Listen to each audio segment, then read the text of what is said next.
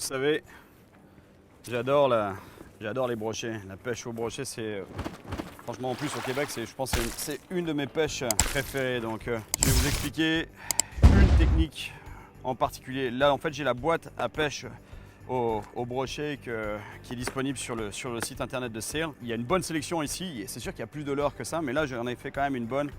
Il y a le fameux spinnerbait, ça a l'avantage de passer un peu partout sans s'accrocher, c'est un très bon leurre. Ici, il y a les classiques, la fameuse Daredevil, la cuillère typique à brochet, rouge et blanche, qu'on ramène en linéaire, où on peut la laisser de temps en temps couler un peu comme ça, puis la ramener tout droit. C'est vraiment une super cuillère. On a tout type on a des catégories de leurres, je dirais. Ici, on a un leurre de surface. Plus difficile quand même de prendre des brochets au leurre de surface, mais par contre, quand ils sont actifs, ça peut être une super pêche. Après, on a des jerkbait.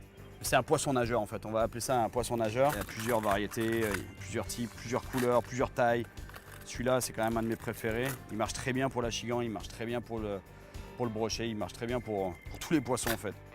Après, il y a des leurres qui vont plus profond, même type de leurres, des leurres durs en fait, mais qui vont plus profond. On le voit à la bavette à l'avant, donc qui permettent d'aller gratter un peu plus au fond. Donc là, on a du leurre souple qu'on appelle un paddle tail, parce qu'il a cette queue en fait qui fait que quand il nage, la queue ondule à l'arrière. Elle vibre et elle ondule. Après, et ça c'est la technique que je vais vous montrer aujourd'hui. Donc il y a plusieurs modèles de ce qu'on appelle des slugs. Je ne vais pas vous en parler trop, je vais surtout vous montrer comment elle marche. Mais l'idée c'est que c'est une technique de finesse. Parce que des fois les brochets ils sont difficiles, ils ne prennent pas, donc ils veulent des offrandes assez petites. Ça se monte avec un hameçon qu'on appelle un hameçon Texas en fait, ou White Gap. Parce qu'en fait le gap ici, en fait l'espace entre la hampe de l'hameçon et la pointe est assez large. Et c'est ce qu'il faut parce que il faut que quand on ferre, ça ressorte du plastique en fait et que ça puisse se ferrer correctement. Je vais utiliser aujourd'hui un ensemble spinning, un ensemble de lancer léger, celui-ci. 6 pieds 8 à 7 pieds, c'est l'idéal.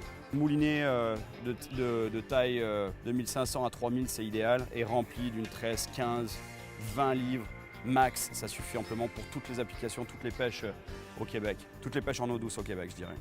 Idéalement, vu que les brochets, c'est des poissons qui ont des dents, et des dents assez acérées, on utiliserait un bas de ligne acier.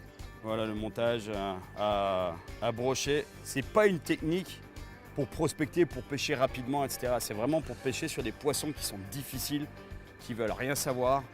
Et vous avez utilisé des techniques plus traditionnelles, plus rapides, des cuillères, etc. Et puis les brochets ne bougent pas. Si ça leur passe devant le nez, si l'animation est bonne, ils vont bouger. Et je vais vous montrer comment on le fait bouger. Donc l'idée de cette technique, c'est vraiment d'imiter un petit poisson qui est blessé ou qui est malade et qui nage de manière erratique, qui est blessé, qui est en détresse en fait. Donc des petits coups de canne. Comme ça, tac, tac. Ça peut être canne basse, sur le côté, en haut, vers le bas, peu importe. Donc le brochet, lui, s'il voit une proie qui est facile, qui est un peu blessée, qui nage tout n'importe comment, c'est celle-là qui va attaquer.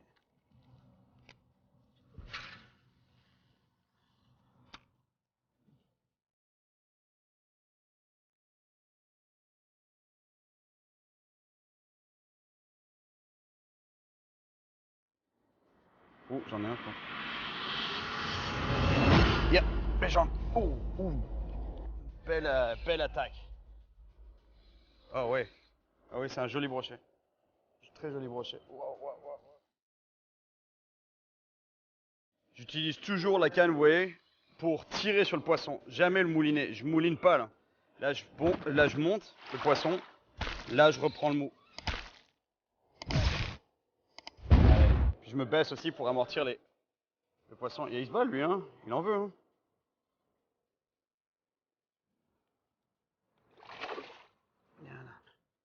Et voilà. Et voilà, mon leurre. Il est pas en trop mauvais état, mais il l'a pas loupé, hein.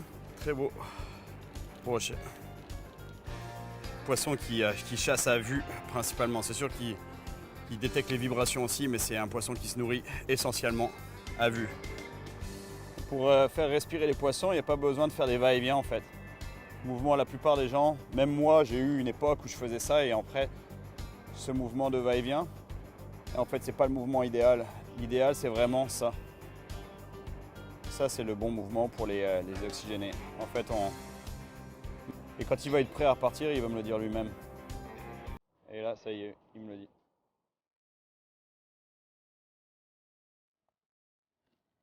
Vraiment une technique de finesse. Petit leurre souple, hameçon simple, bas ligne acier, fluorocarbone, presse, canne, spinning, un ensemble parfait pour la pêche ici au Québec, comme vous avez pu le voir. Yes.